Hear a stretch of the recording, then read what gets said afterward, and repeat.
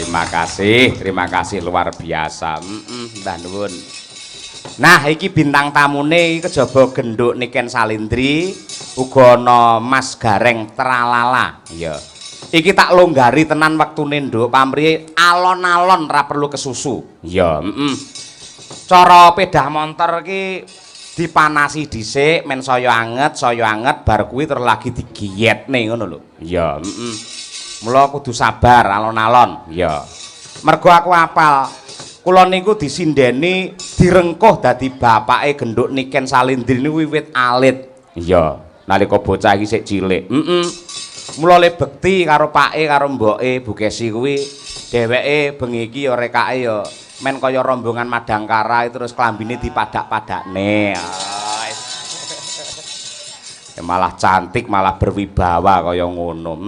Temenanan. Nah, iki pancen bocah multi talenta. Upamane viral, upamane regane larang kuwi pas. Pancen bocah iki kowe nyawang lak saiki virale, suksese saiki. Bocah iki le berjuang iki wiwit cilik. Iya apa? Wit cilik. Tur nemu tembang-tembang sing kreasi, sing ala sekarang tok sing dikuasai, ning tembang-tembang klasik dheweke iki ya pinter. Mosok ngono kuwi. Nah, kowe ora ngerti to, Nduk? Iya, Sing jenenge jineman kandhek ki ora anggere sinden iso lho, Nduk. Iya apa? Ning tak jajale dhisik. Nah, lek niki nembang geradakan saiki apik iki memper karo nggih nostalgia, dheweke men nyoba dhisik jineman kandhek. Oh, ngono kuwi. Iba kaya apa? Ya, Nduk, aturna marang sedaya para lenggah. Klasik dhisik ngimbuktekke lek jenengane piyayi mumpuni tenan komplit. Ya, jineman kandhek Niken Salindri. Biasa klasik ki angel lho, Nduk. Ayo elok bocah ki ya iso to, tenan. Pokoke ngene isan, saiki Slendro Songo. Nduk, sik kelingan to, kae. Kenapa? Kayune Purwasa Jati. Kelingan, Nduk. Insyaallah. Anak dalang kok. Kuwi suluke dalang tur kuwi angel. Anake Pak Iya kudu iso. Apa? Anake Pak Iya kudu iso. Ya kudu iso, mula sampean iso suluki tegese iso ndalang. Sampean kok iso ndalang, arep milih dalang model piye ae kelakon, wis to.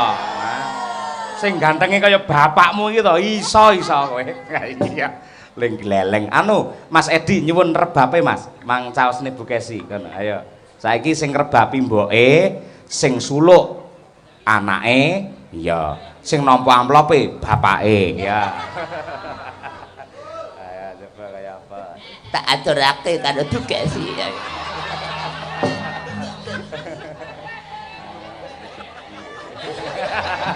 Ayo.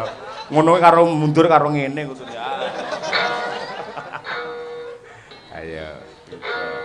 Men distel sik karo mboke kae. Ayo. Nyenggreng sing apik lho Bu, nyenggreng rebab sing apik. Mula lemu nyenggreng apik, engko teko omah langsung tak senggreng genti kowe. Ayo. Ayo, coba kaya apa? Sik. Napa? Iya wis situ. Mosok adu-aduan ngene karo Niken. Ngene, Ken. Tulung, Nduk. Pripun? Sampeyan maju rene jejer karo mbokmu, pamrih engko lek dipotong videone iki sawang apik. Oh, ngaten. Ra apa ya? Niki napa lirik catatan mboten napa-napa? Ora apa-apa wong presiden maca ora masalah kok ya. Ayo. Ayo pidato do maca, ayo ora masalah. Ayo, Bu. Ayo, Bu. Wes. Mengke lek klentu ampun ditukani nggih, Bu. Ya Nduk, tenang bae, ora tak seneni wis to. Ibu ira bakal nyeneni. Ngene lho, Nduk, sadurunge sampean nembang, Ibu nyenggreng iki. Nggih. Kumpung ketemu awakmu, kan awake dhewe ketemu arang-arang. Nggih. Aku tak meling karo awakmu, Nduk Cahayu. Pripun, Bu? Sampean Ibu Cahaya ayu, pinter, gemeske, tak ibaratke sampean kuwi woh-wohan. Buah-buahan sing lagi kemerampung ngono kae lho. Upama pisang, Upama woh-wohan samane pisang sing lagi arep suluh kae lho, Nduk. Ngerti? Mula yen woh-wohan pisang arep suluh niku akeh codot-codot sing arep ngowok-ngowok brongsongmu. Nggih, leres. Dadi, Nduk, sampean kudu ati-ati cah tenan Cahayu ya. Nggih. Pinter-pinter membawa diri. Aja sampe Niken terus ngene iki. Sing celuk-celuk ini Niken. Dot codot iki lho gedangku, brongsongku wowok-wowokan. Aja nganti ya, Nduk, tenan lho. Nggih, mboten. Sing ngono Ibu Kesi mbiyen kuwi, Nduk, malah. Yo ora. Ya aku kan kalem. Iya. Ping pindhone awakmu ki tak ibaratke kaya kuwi lho, Nduk, kembang sing lagi mekar Cahayu. Wangi arum gandamu wong sak donya sasat ngerti niken salindri. Ayo. Mula ati-ati yen kembang kuwi lagi wangi, mengko bakale akeh kembang-kembang sing bakal ngisep madumu, Nduk. Kumbang. Kombang. Nggih. Tawon, minyak tawon. Ya mula ati-ati ya, Nduk. Inggih, Contonen Bu. bapakmu karo ibumu iki. Oh, iya. Senadyan to wis tuwek 15 tahun, bapakmu iki panggah karo ibu panggah setia, ora aneh-aneh ngono. Oh ngaten nggih. Ya saiki omongan Ndang. Niku lek teng dhuwur panggung lek teng ngisor nggih setia to, Pak? Setia. Sampe ra tau to krungu kabar dalang Cahyo Kuntadi njarake wong wedok liya ora tau. Tahu. Kapan? Dek wingi Mas kula napa ibuke majang status tahun jenengan niku nyanyi kalih sinden sapa? Anu Mbak Sapa? Elisa, sampean jarake Mbak Elisa yo. Ya gur kae tok, liyane renek ya. Heeh. Kayak pas kilaf kae nduk aku pasan. Ayo. Coba kaya apa yo? Ayo coba patek songo. Coba. Niken Salindri Pengkerbab Bu kasih.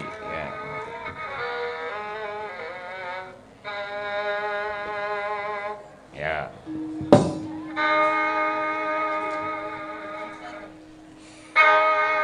Kayune ora wasa jati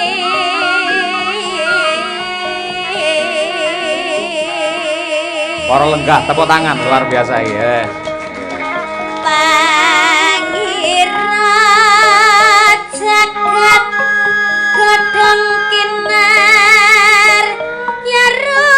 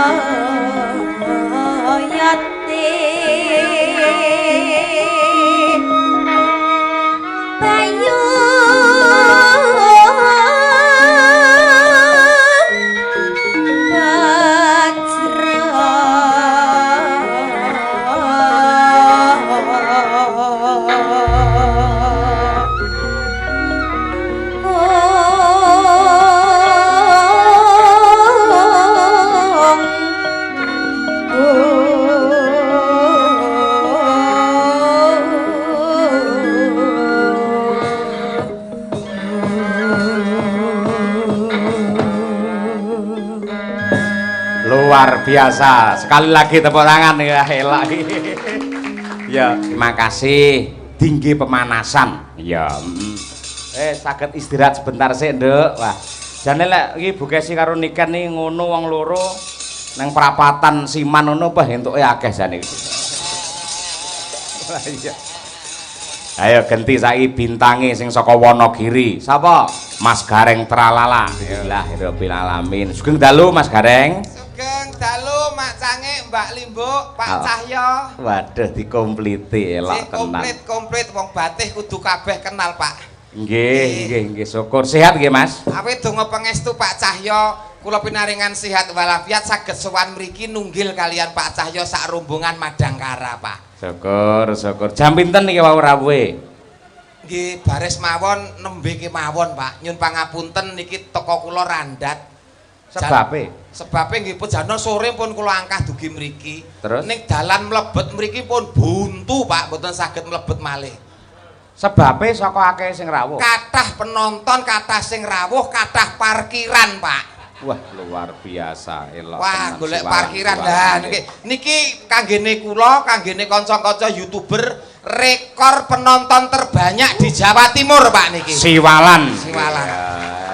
Luar biasa. Ayo iki permulaan yang bagus tegese iki pancen sukses, sing rawuh pirang-pirang, mula ya men iso dadi penggalian para panitia, Bu Lurah. Monggo pripun arep setahun pisan apa seminggu pisan le wayangan. Ayo. Wah, niki tergantung kalian Bu Lurah ngeten niki. Nggih. Namung menawi kula lurahe mriki pripun? Nonton kawontenan antusias warga masyarakat sing kados ngeten senenge kalih budaya, menawi saged malah pendak sasi Pak kula wayangan umpami kula lurahe mriki. Pendak sasi? Nggih. Tujuane ben piye kuwi? Ya ben sejahtera kanca seniman, Pak. Ya lek nganti pendak sasi iki mesake Bu Lurah. Nggih, paling mboten setahun pisan. Ah, ya lek pendak sasi mesti daleme Bu Lurah ditulisi Lurah Sida Ludes ngono malian.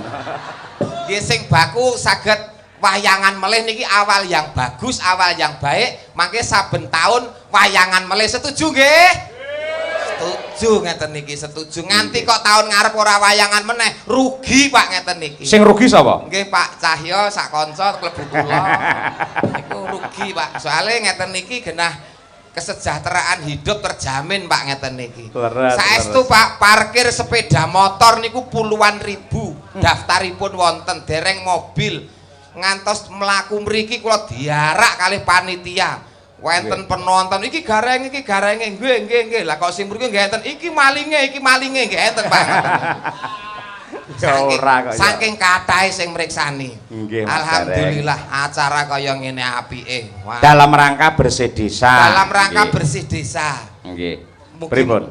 Bersih desa wonten ing Siwalan nggih Pak, nggih Desa Siwalan, Kecamatan Melarak, Kabupaten Ponorogo. Mugi kasembadan ingkang dipun sedya warga masyarakat kanthi tata cara bersih desa wonten ing dalu punika. Kasembadan napa ingkang dados cita-citanipun warga masyarakat mriki, tebih saking sedaya godha pangrencana caket kabagyan kamulyan tansah manggih gesang ingkang sarwa keleresan. Allahumma amin. Sedaya memala saged sirna entek ketamplek kendang kentir kali kesentir kecemplung kedung kali bengawan keseser rambles ilang musna kecocok-cocok tunggak kayu jati Donaloyo tulak sawan Bali dalan. Warga masyarakat Desa Siwalan sehat kabeh jasmani rohani. Allahumma amin. Allahumma ana sing mriksani wayang kok masuk angin dugi dalem pinaringan sehat. Allahumma amin. Ana sing gerah bar nanggap wayang Pak Cahyo Kundadi sesuk pinaringan sehat. Allahumma tombone mayar paribasan ditaplinjet mampet dibrudul ngopet kingsep sawuri sarem lerem tuncepi lombok abang ilang demit ora ndulit setan ora doyan pun. Rapal niki pun sapu jagat Pak niki Pak pun. Saiki sampean malih kaya dukun ngono to. Dukun Pak, nggih jagani Pak yang apa-apa kudu iso Pak. Sasi poso ngoten nika nek ora nek tanggapan nggih ngujubke kondangan kok Pak. Ning niku sae lho, Nggih kabeh donga Pak, nek kanggene kula ndonga apik kanggone wong liya engko bakal balik luwih apik ning awake dhewe. Nah, ning kok ndongane iki ning wong liya kok ala, kok malah awake dhewe sing ndongake nemahi luwih ala. Bener. Nggih. Jan Bu Lurah asmane Ibu Novi Dwi Hermawati. Ibu Novi. Pun panggih kali Bu Lurah. Sak anu dereng. Sak dereng, Pak. Lah masalah saking warga masyarakat iuran dikompliti Bu Lurah kali pemerintah Desa Siwalan terus dados lantaran maringi rejeki teng panjenengan tek ora ngerti piye. Kula lho mergo teko kula kan telat to, Pak. Mula dalu niki kula nggih kudu kenal, kudu salaman kalih Bu Lurah. Soale niki menyangkut hidup kula 3 hari ke depan, Pak niki, Pak.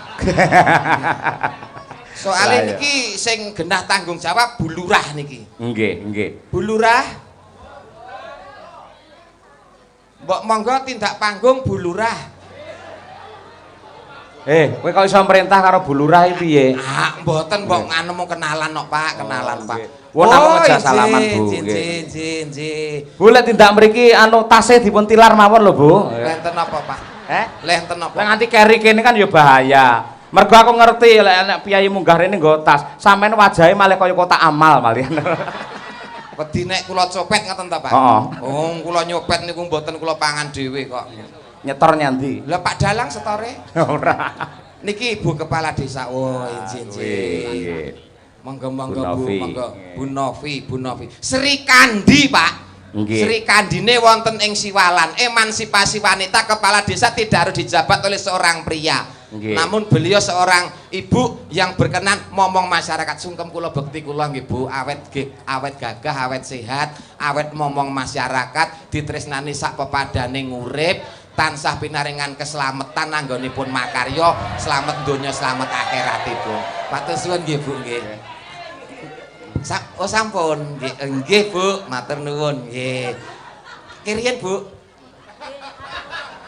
Wonten lah paling mboten lak paring pangandikan nggih Rama. Nggih. Ngendika mawon Bu, sanese ampun lho, ayo. Mriki Bu nderek Mas Gareng. Nggih. Nggih. Mboten sawedi kula mboten nyokot kok Bu. Kula kok ndruwedeg nggih. Mboten niki nggih uang mung dilabur Bu. Inggih, matur sembah nuwun rawuhipun wonten Siwalan Pak Gareng. Pangapunten kawontenanipun kados mekaten. Sae sanget, Bu. Alhamdulillah. Niki sae sanget. Niki rekor penonton terbanyak, Bu, ngeten niki, Bu. Alhamdulillah. Mugi nedasaken berkah dhateng warga Siwalan khususipun. Amin. Lah rencananipun tiap tahun napa tiap napa Bu Benjang niku? Nggih, nek saged tiap tahun mugi-mugi kemawon percaya. Menawi sampun wonten pandangan Bu kinten-kinten tahun ngarep mangke dawah tanggal pinten wulanipun menapa? Mbak badhe pripun? Nggih kersanipun mboten nucul mengke jenengan kula suwunke panjer Pak Yoyo. Sing manjeri sing nanggap. Strategi saiki iki dalan kudu sing manjeri kok. Kula sampun mangertos dalemipun Pak Cahyo kok. Oh sampun. Sampun nate tindak teng daleme Pak Cahyo. Sampun. Lah kok mboten mampir teng nggen kula. Lah mboten panjenengan pinarakne kok. Lah jenengan mboten telepon lho. Nggih benjing. Napa mboten kagungan WA kula? Mboten. Nggih mengke kula caosi mengke WA kula lebokne WA-ne ngene jenengan. Nggih. Lampine Terus nomor WA. Oh iya. Sebagai alat komunikasi. Terus Bu Lurah pun ngendika Pak Gareng. Dawuh. Insyaallah yen kata rezeki warga Siwalan, tahun depan niku badhe wayangan melih. Cahya Kuntadi Madangkara Group ning Nun Sewu ketingale dagelane ganti tahun ngarep niku. Pripun gantos napa mboten Bapak-bapak Ibu-ibu? Tapi anu saking Bapak, Nggih. Pak Bapak garwane Bu Lurah Pak TNI. Pak Rosid. Kula dienggo awan.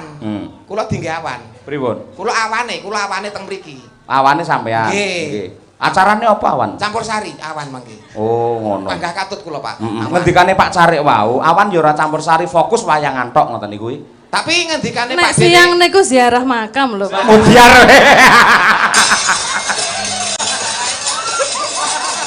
Berarti nek siang ziarah makam. Siang ziarah makam Berarti dalu kula nembe esuk, Pak. wayangan. Kula esuk. Esuk Enjing napa, niku Bu? persiapan ziarah makam. Berarti kula dalune malam midodarenine. Nggih ngendikane Pak Dene Pak Lurah ngoten wau. Pak Dene Bu Lurah. Dalune tirakatan lelekan, Istighosah nggih, Bu. istighosah. Oh nggih pun anu batal mawon sisar sing ramangan. Batal mawon. Wong kula niku anake Pak Cahyo dadi rombongan. Katut mboten katut kula melu. Alhamdulillah ngaten. Kok Pak Cahyo kok wayangan mboten enten garenge. Wuh tenan Bu. Ki pun kirang sip ngoten. Mboten napa-napa malah Tak kira ndongakne udan deres. Ah, rawani Pak, engko malah ketemah dhewe malah. Alhamdulillah. Ibu paring Inggih. dawuh dhateng warga masyarakat monggo. Kaitanipun kalian bersih desa, kaitanipun kalian hiburan wayang dalu niki. Terus pundi Ibu meluapkan rasa kegembiraan ngawuningani penonton ingkang puluhan ribu kados mekaten Bu. Monggo 3 menit dari sekarang mulai. Iya Anu, lho. mboten Bu. Bebas mawon Bu, monggo. Inggih, para warga Siwalan ugi sekitaripun katuran sugeng rawuh dhateng Siwalan. Alhamdulillah menika ruwame sanget. Mugi panjenengan remes danten nggih. Nggih. Mau dawuhipun Pak Gareng badhe tahun ngajeng wonten malih, nggih mengke ngundang Pak Gareng kersa napa mboten? Le kompak mboten. Kersa napa mboten? Mboten. Ah, menika. Sing mriki kersa ngoten. Wong penontone mriki menggok mriko sing kathah kok. Kathah saestu. Nggih kula nderek urip to Bu. Oh, ngaten. Ora Kok nggih. nderek urip Bu. Anak kula jek cilik-cilik lho. Alah. Malah kaya kere reng-reng. Ben katut tok Pak. Nggih. Bu kalian badhe matur nuwun sewu Nggih. ingkang pinarak menika ngajeng jenengan ingkang agem badhe. Nggih. Menika kadang animipun Ratu ing Surakarta. Sinuwun Sugeng nggih rawuh. asmanipun Gusti Benowo Gusti menika. Benowo. Inggih, Tebih saking Surakarta rawuh mriki. Matur sanun rawuhipun dhateng Siwalan. Nggih, nggih. Alhamdulillah. Ponorogo Siwalan Pripun? wayangan teng kantor kepala desa dirawuhi Putranata saking Surakarta Hadiningrat Gusti Benowo. Tepuk tangan. Nggih. Kanugrahan ngeten niku. Walan kaya. Nggih. Nika Putranata trahing nata rembese madu, Bu. Menawi kula Alhamdulillah. trahing kere rembese pecerean kula. Syukur lek ngakoni reng nggih nggih. Mila dijak nggih Bu tahun ngarep nggih Bu nggih. Oh, Mbok inggih. Dijak napa mboten, Bu? Pak. Mboten. Mboten. Yuk, gek pripun? Ya wis tak melu wartaya. Nggih Bu sembah nuwun sampun paring Nggih. dawuh sampun klegani masyarakat lan ugi Pak Alhamdulillah. Gareng. Nggih. Ibu, pangapunten nika Tentu. ketentuan peraturanipun ngeten. Setunggal kepala desa kalau sudah di panggung itu memberikan ucapan kepada penonton. Betul. Yang kedua terus anu Bu nyanyi Bu niku hukumnya wajib. Menawi Menika mboten ingkang kersa badhe nyanyi. nyekar menika Pak Camat. Oh ingkang badhe nyekar Pak Camat. Inggih. Lah mayite? Nyekari nembang maksudnya reng Oh, goblok. nek nyekar niku nembang. Oh. Nggih. Ingkang badhe nembang Pak Camat. Inggih. Niku pun bento urusan Bu. Niku target selanjutnya. Nggih. Lah Pak Camat ngersakaken sak menika. Oh sak menika. Inggih. Nggih pun monggo lah maksa.